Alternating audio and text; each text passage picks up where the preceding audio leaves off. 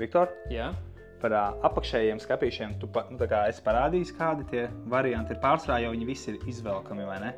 Vai nu izvelkamie, vai nu veramās fasādes. Jā, Divas tādi. opcijas. Kā ir ar augšējiem skapīšiem?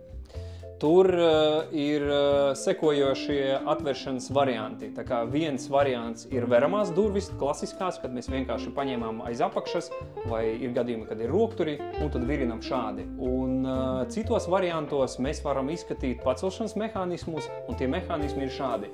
Ir tas saucamais, tā viss ir Blum furnitūra, ir šāds pacelšanas mehānisms, kas saucās Aventos HK, kad vienkārši fasāde paceļās uz augšu. Tā kā šeit mūsu fasādes ir divās rindās, šeit tad atsevišķi paceļās, un šeit arī tas pats mehānisms, bet ar tiponu, kad mēs nospiežam, un fasāde paceļās uz augšu. Šeit ir viens mehānisms, kas uzreiz ceļ divas fasādes. Un viņš var būt divos izpildījumos mehānisks, kad mēs vienkārši pavelkam un paceļām uz augšu. Šeit mums stāv ierobežotājs, dēļ tā, ka tā ventilācijas sistēma traucē. Īstenībā tā fasāde viņa paceļās augstāk. Bet mums šajā gadījumā stāv stervo, arī elektriskais, kad mēs nospiežam, un viņš ar elektrisko pievadu tiek pacelts uz augšu. Šeit mēs nospiežam pogu, un viņš elektriski aizvarās. Stilīgi. Jā, ļoti forši, jo īpaši tad, kad tā fasāde ir lielāka, viņa paceļās diezgan augstu.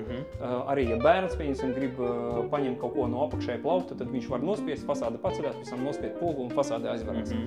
Ir vēl divas citas opcijas pacelšanas mehānismiem, kuras ir mazāk populāras. Šīs divas opcijas ir tādas, ko visvairāk izmanto.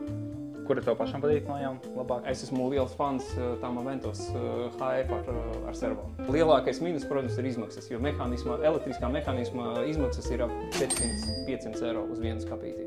Tas neskaitot paša pacelšanas mehānisma izmaksas. Okay. Kur tu elektrību viņam dabūt? Pieslēdzies kaut kur pie rozītes vai kā? Jā, tur ir pieslēgums, un tad tur ir trafiņš, kas tiek pieslēgts pie barošanas, un tad ir tas pacelšanas mehānisms ar motoru.